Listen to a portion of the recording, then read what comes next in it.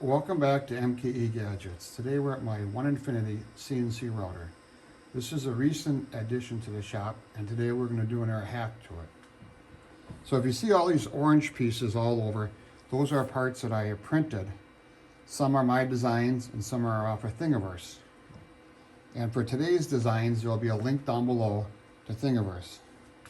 So today's hack is, you have these two rails and a lead screw over here, and when the router bit spins, it throws chips all over that. And there's various different designs I have seen on the internet of how to put up some kind of chip guard. And today we're going to do my design. It's really simple. It requires a piece of cardboard, some hardware, and 4 3D printed parts. So the cardboard, okay, it's a piece of cardboard. You can use your box from your machine or any piece of cardboard. It's 5.5 inches tall and 37.5 inches long. And that depends on which machine you have. And let's zoom in here and we'll show you how it clips in. Like I said, there's these 3D printed parts, and these are the stock bolts that come with it. You're supposed to put your monitor here, and I didn't like that. It was just a little too bouncy for me. But I kept the bolts, and it's an M5 nut in here, and it's captured. And you take your piece of cardboard and you slide it down there and you clip it in there. All right, you're done. That's it, you're done. And that's all that's to it. Well, okay, there's a little bit more. Let's go on the other side and I'll show you a little more in detail how this all works. Okay, here we are on the other side of the machine. I have the quick change waste board secured from the top and the folding legs. Now everybody's machine is going to be set up differently. If you have what I have, I took a piece of aluminum angle iron, and it really doesn't have to be this. This is a flat bar. This is just stuff I had laying around from previous projects. You can see it has a bunch of holes drilled in it. Drill a 3/16 hole, and you're going to put it on the bottom of this bolt.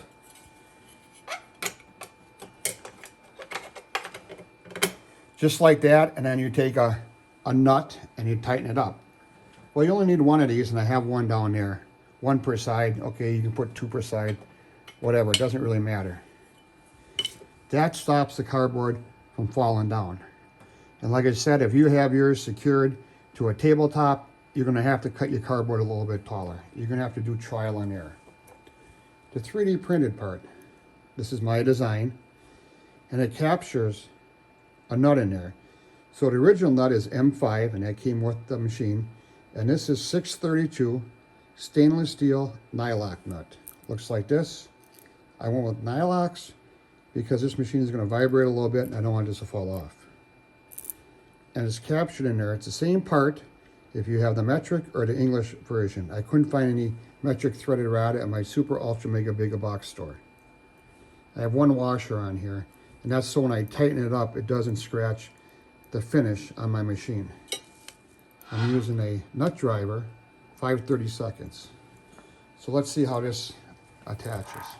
You can see the bottom one is installed here, and the top one just goes into these slots here. Push it all the way in. Take a nut driver or some kind of wrench and just tighten it. You don't have to over tighten it, you know. With those nylock nuts, it shouldn't vibrate off. Now we need a piece of cardboard. So here's my piece of cardboard, and you can use, you know, a utility knife, a box cutter, a sharp rock, anything you want to cut the cardboard, but I want it to be straight and have a nice cut on it. So I'm gonna use my table saw because why not? The first guard I cut at 5.5. I'm gonna try this at 6 inches and see how it works. You know, it all depends on your machine and your setup.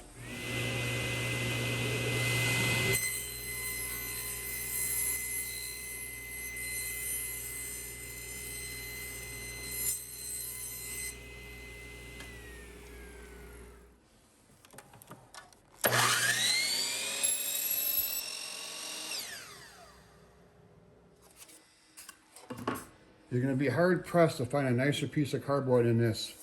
Nice crisp edges. It's a lot easier than a razor knife. I think a lot safer because you're not pulling that blade towards yourself. let's go install this on the machine. So as the chips get built up on here, they get gathered up on these bearings. And the instructions say after every cut you should clean these off, and I do that. I have this old-fashioned brush here. And that works really nice, but I thought, well, let's just avoid that. So here's a piece of cardboard I cut. I'll show you how easy it is to install it. Slide it down there, bring it back into these clips, and that's it. Now, if the cardboard wears out, gets dented or whatever, it's easily replaced. It's just cardboard. Okay, I know what you're thinking, this looks pretty good, but what happens when you send the machine home? Does the cardboard interfere? Well, let's take a look at that.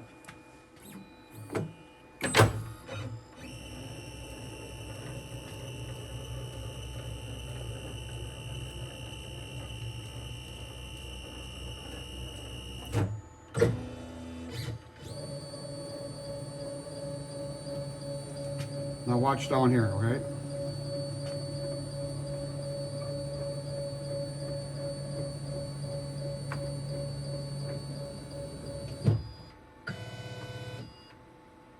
Doesn't interfere with the homing at all.